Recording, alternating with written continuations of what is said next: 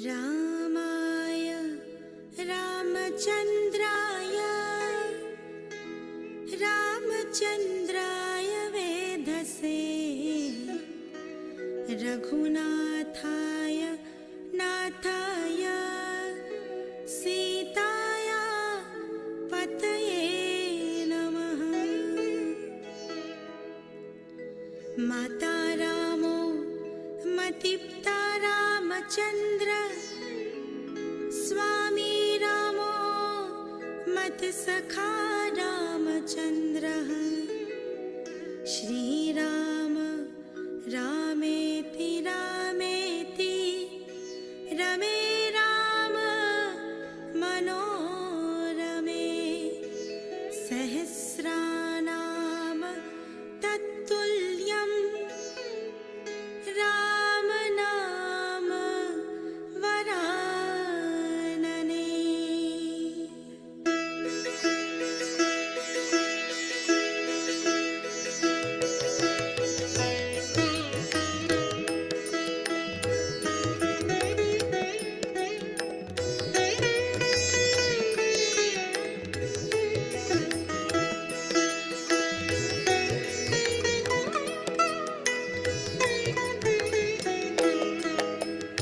जय रघुनंदन असुर निकंदन, जय सिया राम जय सिया राम। घट घट वासी अचल विना। जय श्री माता जी। हम सब श्री माँ की प्रतिमा की ओर देखते हुए प्रणाम करेंगे और धीरे धीरे बंधन लेंगे। सीतापति सुखधाम, जय रघुनंदन असुर निकंदन, जय सिया राम जय सिया राम। घट घट वासी अचल विनाशी सीतापति। परम पूज्य श्री माता जी, आप ही साक्षात श्री आदिशक्ति हो, आप ही साक्षात श्री राम हो। आपकी परम कृपा में, आपके निर्मल चरणों में ध्यान करने की अनुमति हम सबको प्रदान कीजिए। अब हम धीरे से आंखें बंद करेंगे और अपना राइट हैंड पृथ्वी तत्व पर रखेंगे। अपना संपूर्ण चित्त हम अपने लेफ्ट हैंड के सेंटर से धीरे धीरे सहस्रार और सहस्रार से धीरे धीरे राइट हैंड द्वारा पृथ्वी तत्व में 7 बार लेके जाएंगे।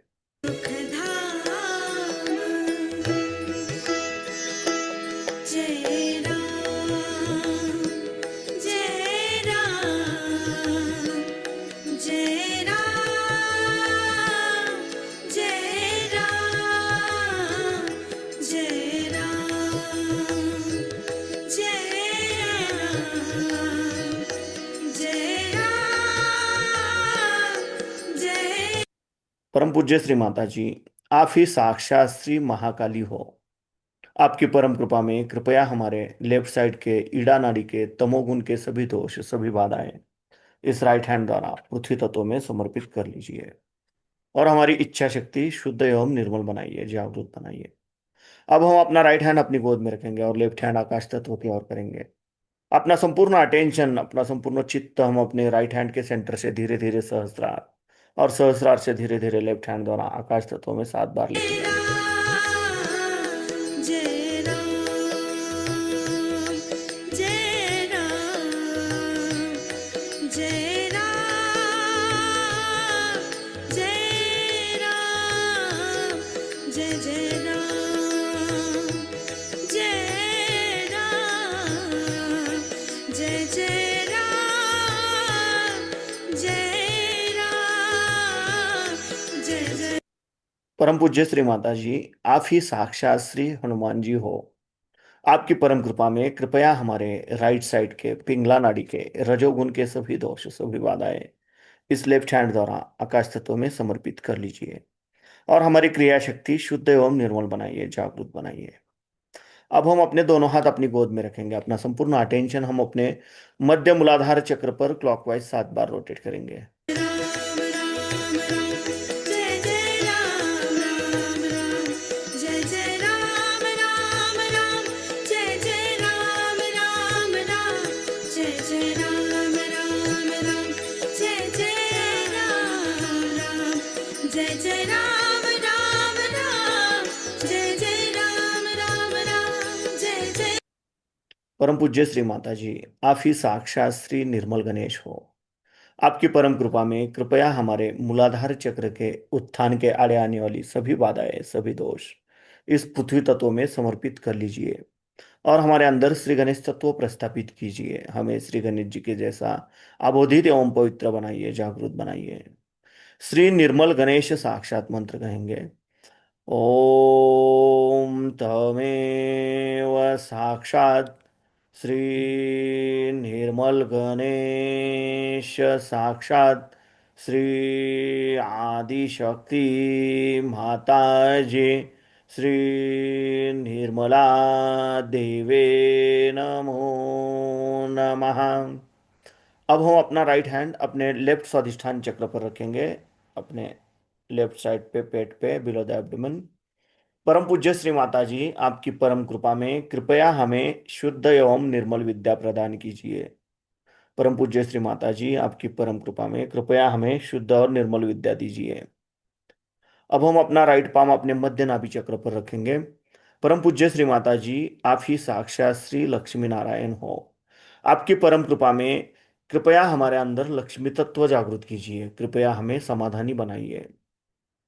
अब हम अपना राइट पाम अपने नाभि के अराउंड अपने भवसागर पे क्लॉकवाइज 7 बार रोटेट करेंगे। राम राम राम, जय जय राम राम राम, जय जय राम राम राम, जय जय राम राम राम, जय जय राम। परम पूज्य श्री माता जी, आप ही साक्षात श्री अधिगुरु दत्तात्रेय हो। आपकी परम कृपा में कृपया हमारे अंदर गुरु तत्व जागृत कीजिए। कृपया हमारे अंदर गुरु तत्व जागृत कीजिए। अब हम अपना राइट पाम अपने हृदय पे रखेंगे, लेफ्ट साइड पे। परम पूज्य श्री माता जी, आपकी परम कृपा में मैं केवल एक शुद्ध आत्मा हूँ। मैं मन नहीं, बुद्धि नहीं, शरीर नहीं, अहंकार नहीं। मैं केवल एक शुद्ध आत्मा हूँ। मैं केवल एक शुद्ध आत्मा हूँ। कृपया आप हमारे हृदय में विराजमान हो जाइए। अब हम अपना राइट हैंड अपने लैप पर रखेंगे, अपनी गोद में रखेंगे और अपना लेफ्ट हैंड अपने हृदय पे राइट साइड पे रखेंगे, जहाँ पे साक्षात श्री राम सीता का स्थान है वहाँ पे रखेंगे। परम पूज्य श्री माता जी, आप ही साक्षात श्री राम सीता हो। आपकी परम कृपा में कृपया हमारे अंदर श्री राम जी के जैसे मर्यादा पुरुषोत्तम गुण प्रस्थापित कीजिए। हम यहाँ पे श्री राम सीता साक्षात मंत्र कहेंगे।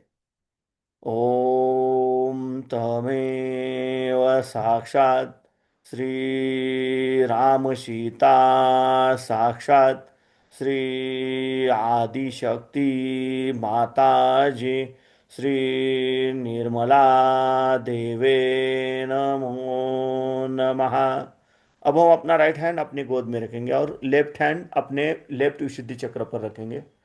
हम अपना राइट हैंड अपने लेफ्ट विशुद्धि चक्र पर रखेंगे। परम पूज्य श्री माता जी, आप ही साक्षात श्री विष्णु माया हो। आपकी परम कृपा में मैं निर्दोष हूँ। मैं निर्दोष हूँ। मैं निर्दोष हूँ। अब हम अपना राइट पाम अपने आज्ञा चक्र पर रखेंगे और यहाँ पे हम 3 बार क्षम कहेंगे। क्षम क्षम क्षम। अब हम अपना राइट पाम अपने सहस्रार पे रखेंगे और धीरे धीरे क्लॉकवाइज 7 बार रोटेट करेंगे। जय राम राम राम, जय जय राम राम राम, जय जय राम राम राम, जय जय राम राम राम, जय जय राम राम राम,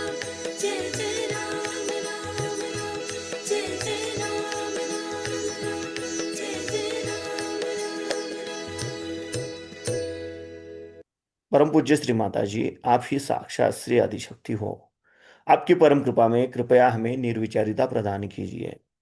अब हम अपने दोनों हाथ अपनी गोद में रखेंगे, अपना संपूर्ण अटेंशन अपने दोनों हाथों से बहने वाले चैतन्य लहरियों पे और अपने सहस्त्रार पे केंद्रित करेंगे, और इसी अवस्था में हम श्री माता जी की अमृतवाणी सुनेंगे।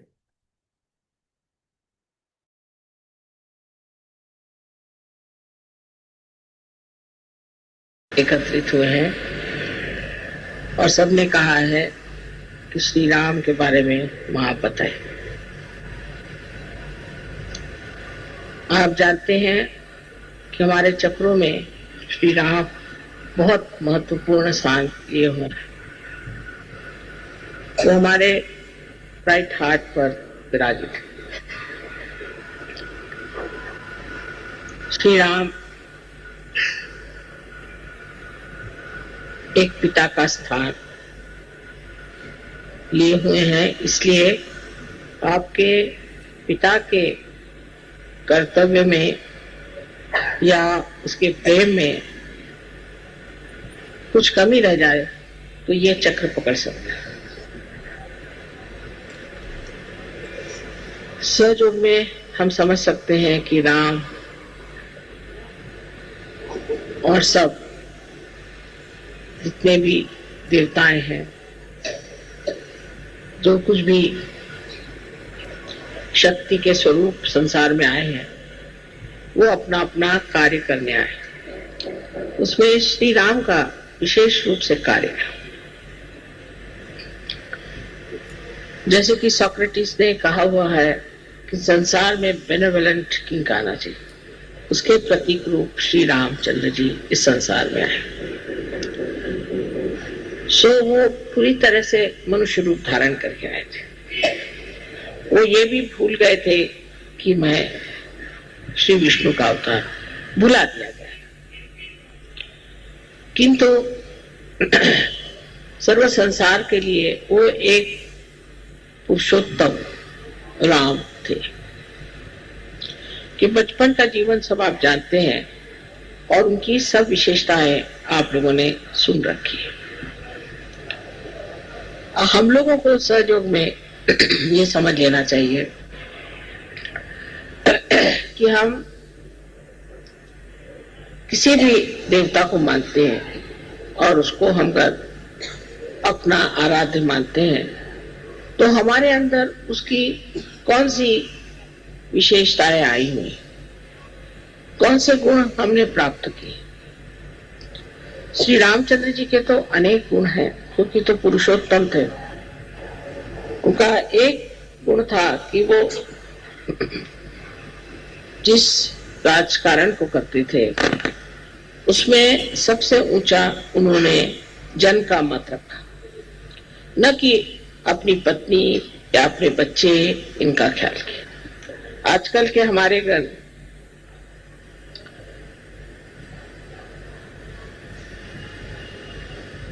राजकीय लोग, पॉलिटिशियंस इस चीज को समझ लें तो उनसे स्वार्थ ही निकल जाए, वो निस्वार्थ हो जाए, धर्मपरायण हो जाए। कि तो श्री राम की जो प्रतिमा है वही आज तक किसी ने भी अपनाने का प्रयत्न नहीं किया।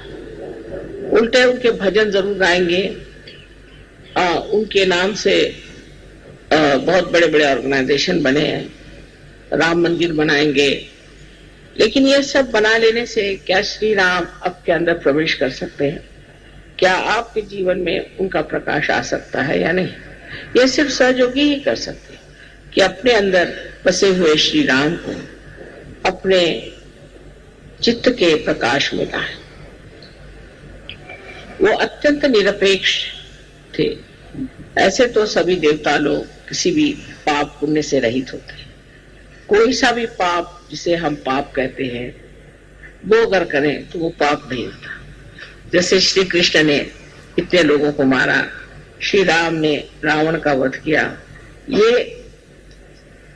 हमारे दुनियाई दृष्टि से हो सकता है कि पाप हो, किंतु परमात्मा की दृष्टि से नहीं हो सकता, क्योंकि इन्होंने दुष्टों का नाश किया, इन्होंने बुराई को हटाया और इनको अधिकार है कि ये इस कार्य को करने के लिए जो कुछ भी कर सकते हैं वो करें। जैसे देवी ने राक्षसों को संहार किया, राक्षसों का संहार किया, तो कोई कहेगा कि देवी ने ये पाप किया, किंतु उनका कार्य ही ये है कि वो राक्षसों का संहार करे और जो साधु हैं उन लोगों को संभाले। श्री रामचंद्र जी के जीवन में एक अहिल्योद्धार बहुत बड़ी चीज है। उन्होंने अहिल्या का उद्धार किया क्योंकि उसके पति ने उसे शापित कर दिया था। उस जमाने में भी कोई स्त्री अगर किसी भी तरह से वाम मार्ग में चली जाती थी तो उसका पति अगर साधु हो और उसकी स्थिति अगर ऊंची हो तो उसे शापित कर देता था। किंतु अहिल्या पर झूठा ही उन्होंने आरोप लगाया था, इल्जाम लगाया था और इस तरह से उसको भी उन्होंने पत्थर बना दिया। तो श्री राम ने उस अहिल्या का भी उद्धार कर दिया। विशेषकर उनकी जो पत्नी के प्रति प्रेम की, एक पत्नी व्रत के प्रति जो एक उनका व्रत था वो बहुत समझने रहा है। हालांकि वो जानते थे कि सीता जी महालक्ष्मी स्वरूपा है, वो स्वयं देवी है, किंतु मनुष्य के रूप उन्होंने अपने पत्नी के सिवाय किसी और स्त्री की तरफ आंख उठा करके भी नहीं देखा। जब हम राम की बात करते हैं तो हमारे अंदर जो पतित्व है वो भी हमारा स्वच्छ होना चाहिए। अगर कोई स्त्री श्री राम के बारे में सोचती है तो उसको भी अपने पति के प्रति वैसी ही श्रद्धा होनी चाहिए जैसे सीता जी को अपने पति के प्रति थी, और उसी प्रकार पति को भी श्री राम जैसे एक पत्नी व्रत होना चाहिए। सहयोग में बात कठिन नहीं, स्त्री का मान रखना चाहिए, अपने पत्नी को मान से रखना चाहिए। और हालांकि रावण उनको उठा ले गए थे तो भी श्री राम ने यह कर्तव्य समझा कि सीता जी को वहां से छुड़ा कर लाए और लोकनंदा के लिए जनमत को रखने कितना उनमें संतुलन था। उसी सीता को जिसके लिए इतने वर्ष मेहनत करके उसको छुड़ा कर लाए थे उन्होंने त्याग दिया। अर्थात सीता जी स्वयं साक्षात देवी थी तो उनका त्यागने का तो कोई विशेष परिणाम नहीं होने वाला था और उन्होंने उन्हें त्याग दिया। कारण लोग ऐसी बातें करते हैं जो जन हित के खिलाफ, क्योंकि उनका आदर्श इसी तरह से ऐसा न बन जाए कि जिससे लोग अपने यहाँ इस तरह की औरतों को पल पाए जिन पर की लोग शक करते। हालांकि वो निष्कलंका थी और देवी स्वरूपा स्वच्छ निर्मल थी। उनको त्यागने पर भी फिर सीता जी ने भी उनका एक तरह से त्याग कर दिया। उन्होंने स्त्री जैसे रामचंद्र जी का त्याग किया और श्री राम ने एक पुरुष के जैसे उनका त्याग। सीता जी स्वयं ही पृथ्वी में समा गई और फिर अंत में श्री राम जी ने भी सरजू नदी में अपना देह त्याग किया। इस प्रकार इनका जीवन अत्यंत घटनात्मक और बड़ा चमत्कारपूर्ण है। सारे जीवन में देखिए तो सीता और राम का आपस का व्यवहार और उनका एक दूसरे के प्रति श्रद्धामय रहना।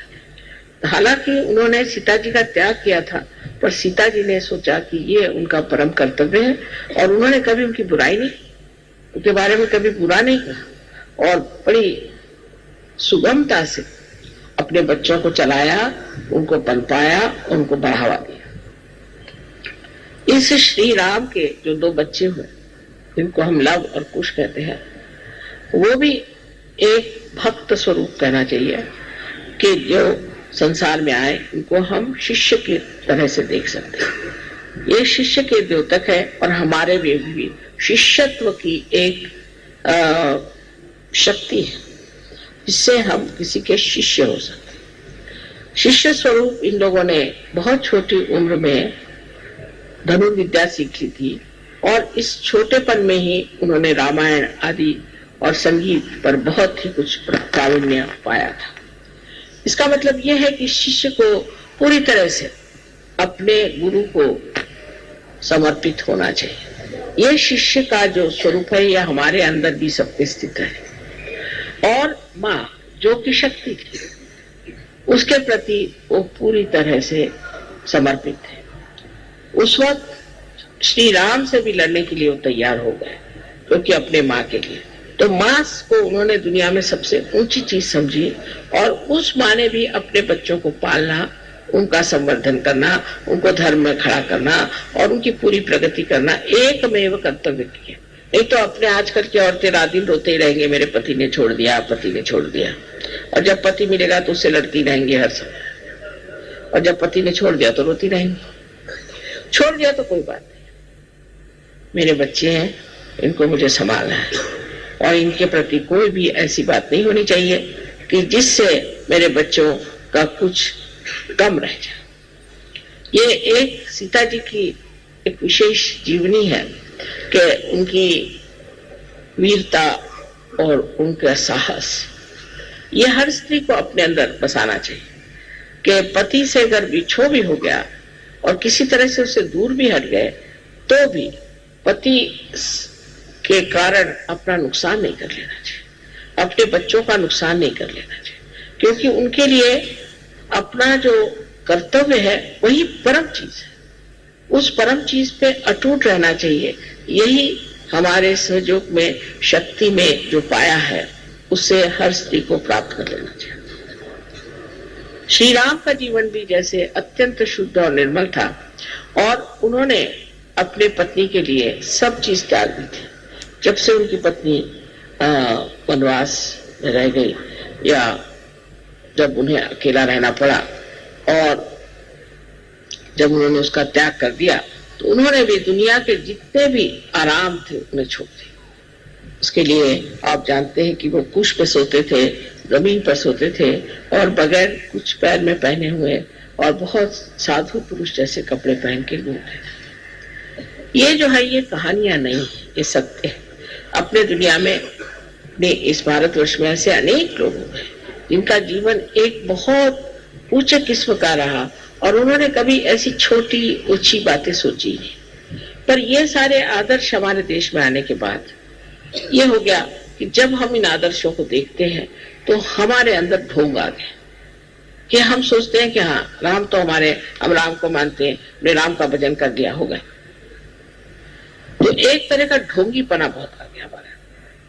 जिन देशों में ऐसे आदर्श नहीं है, तो वो कोशिश करते हैं कि हम आदर्श कैसे बने, हम कैसे अपने को ठीक बनाए, क्योंकि आपके सामने एक आदर्श आकर बन गया राम, अब हम तो नहीं राम हो सकते, और बन गए कृष्ण, हम तो कृष्ण नहीं हो सकते, और ये बन गए, वो बन गए, हमारा इनसे कोई ताल्लुक नहीं। इस तरह की भावना हम लोग में थी। लेकिन हमारे अंदर अगर श्री राम है तो उनका प्रकाश हमारे चित्त में तो आ ही सकता, क्यों नहीं आ सकता? हम क्यों नहीं इसे प्राप्त करें? हम उस स्थिति को जानने क्यों नहीं कोशिश करें जिस स्थिति में श्री राम इस संसार में आए थे। एक सहयोगी को ये विचार कर लेना चाहिए कि श्री राम की स्थिति अगर हम प्राप्त कर लें तो अपने यहाँ का राजकारण ही खत्म हो जाए, अपने यहाँ की जितनी परेशानियां हैं ये सब खत्म हो जाए। जिस दिन सहयोगी ये अपने मन में ठान ले कि हम रामचंद्र जी जैसे अपने देश में जहां वो राज्य करते थे उसका बिल्कुल निरीक्ष भाव से, विदेह रूप से वो लालन पालन करते थे, और सब तरह की अच्छाइयां लोग में आए, उनमें धर्म आ जाए, पहली चीज उनके अंदर शिक्षा हो जाए, उनकी उन्नति हो जाए, उनके अंदर महान आदर्शों की स्थापना हो, ऐसा उन्होंने पूरी समय प्रयत्न किया, और उसलिए अपना जीवन बहुत आदर्शमय बना। तब समझ लीजिए कि जो आदमी आपको कुछ कह रहा है और वो स्वयं ही वैसा नहीं, तो आपको उसके प्रति कभी श्रद्धा हो ही नहीं सकती, और आप उसके गुण ले नहीं सकते। किंतु बहुत से लोग हमेशा कहते हैं कि हम इनको मानते हैं, हम उनको मानते हैं, लेकिन मैं देखती हूँ उसके बिल्कुल उल्टे होते हैं। जो राम को मानते हैं वो सबसे बड़े चोर पॉलिटिशियंस होते हैं, या उनकी 10-10 बीवियां होती, तो राम को आप कैसे मानते हैं? इसी प्रकार जीवन में एक सहयोगी का कर्तव्य क्या होता है कि हमें भी इन देवताओं के प्रकाश को हमारे चित्त में लाना चाहिए। हर चीज की और उसी तरह से देखना चाहिए श्री राम। श्री राम क्या करते? इस वक्त अगर ऐसा प्रश्न आता तो श्री राम क्या करते? ऐसा अगर प्रश्न आता तो सीता जी क्या करते? सीता जी क्या कहते? सीता जी का क्या बर्ताव होता? इस तरह से अगर कोई सोचे स्त्री तो वो घर की गृहलक्ष्मी हो ही जाएगी। आप तो जानते हैं सजग में कि सीता जी ने अनेक जन्म उसके बाद लिए और उसमें से गृहलक्ष्मी का स्थान उन्होंने जो है तो फातिमा भी के तरह से किया। वो घर में घूंघट में पर्दे में रहती थी पर वो सारा धर्म का कार्य उस शक्ति ने किया। उसके जरूरी नहीं कि आप बाहर जाकर के बहुत बड़े लेक्चर दें या बहुत बड़े कोई लीडर हो जाए, कोई जरूरी नहीं। आप घर में रह करके भी ये कार्य कर सकते हैं। अपने बाल बच्चे हैं और आपके और इष्ट जो है आपके जो आप्तेष्ट है उन सब में आप सहयोग फैला सकते हैं। लेकिन पहले आप पे ये चीज आनी चाहिए। उसके बाद जब ये सब कार्य होने के बाद फिर आप समाज में भी आ सकती हैं और उसके बाद और भी आप कहीं जाना चाहे तो जा सकते हैं। पर पहले औरतों को सीता जी जैसे शुद्ध आचरण की होना चाहिए। शुद्ध आचरण में पहली चीज है ममता और प्यार। वो जब जंगलों में रहती थी अपने पति के साथ, कभी उसने ये नहीं कहा कि मेरा पति ये पैसा नहीं कमाता, वो पैसा नहीं कमाता, जैसे हमारे यहाँ औरतों की आदत होती है, ये चीज नहीं खरीदता, वो नहीं खरीदता। वो जंगल में है तो मैं भी जंगल में, वो जो खाते हैं वो मैं खाती, वो खाने से पहले मैं खा ले, ऐसा तो नहीं ना करती। वो खा ले, उनको खाना खिला दे, अपने देवर को खाना खिला दे, उसके बाद मैं खा लूं। इस पर औरतें ये सोचती हैं कि हमारे ऊपर बहुत ज्यादा हमारे ऊपर इससे प्रेशर आ जाता है, दबाव आ जाता है। ये बात नहीं, ये पृथ्वी तत्व जैसे स्त्री होती है, इसमें इतनी शक्ति है कि ये बहुत दबाव को खींच सकती है। और सारे दुनिया को देखिए कितने फल फूल आदि पत्तियां सब दे रहे। इसी प्रकार इस पृथ्वी तत्व के जैसे ही हम स्त्रियां हैं, हमारे अंदर इतनी शक्ति है कि हम सब तरह की चीज अपने अंदर समा सकते हैं और अपने अंदर से हम हमेशा प्रेम की वर्षा दे सकते हैं। ये हमारे अंदर परमात्मा ने शक्ति दी है। तो आप अगर ये शक्ति आपके अंदर अगर है, समझ लीजिए पंखा चल रहा है तो इसकी शक्ति जहां से आ रही है वो शक्ति का स्थान ज्यादा बड़ा है कि पंखा। अगर ये सोचे कि ये पंखा चल रहा है, दुनिया के सामने पंखा दिखाई दे रहा है तो ये बड़ा है, तो आप समझ सकते हैं गलत है। स्त्री शक्ति स्वरूपिणी बहुत शक्ति का सागर है और उसके सहारे ही पुरुष जो है वो अपने कार्य को करता है। एक जैसे उसको कहते हैं कि पोटेंशियल और एक काइनेटिक। तो पोटेंशियल तो स्त्री है और पुरुष जो है काइनेटिक।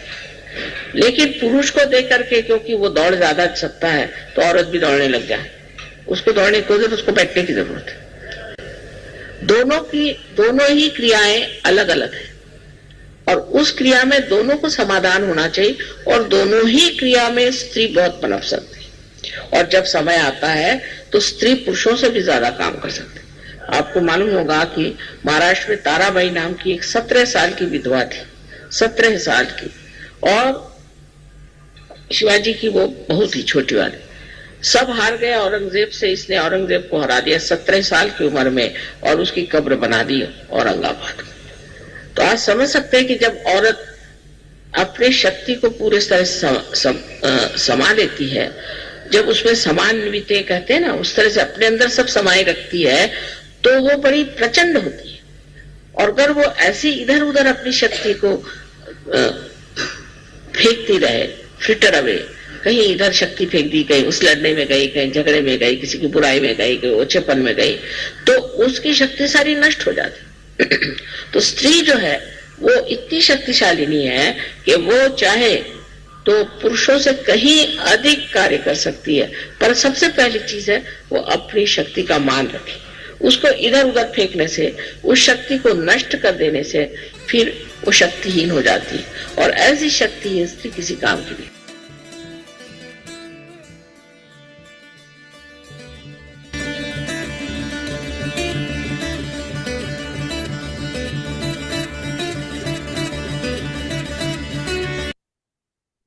हम धीरे से आंखें खोलेंगे, श्री माँ की प्रतिमा की ओर देखते हुए प्रणाम करेंगे और बंधन लेंगे।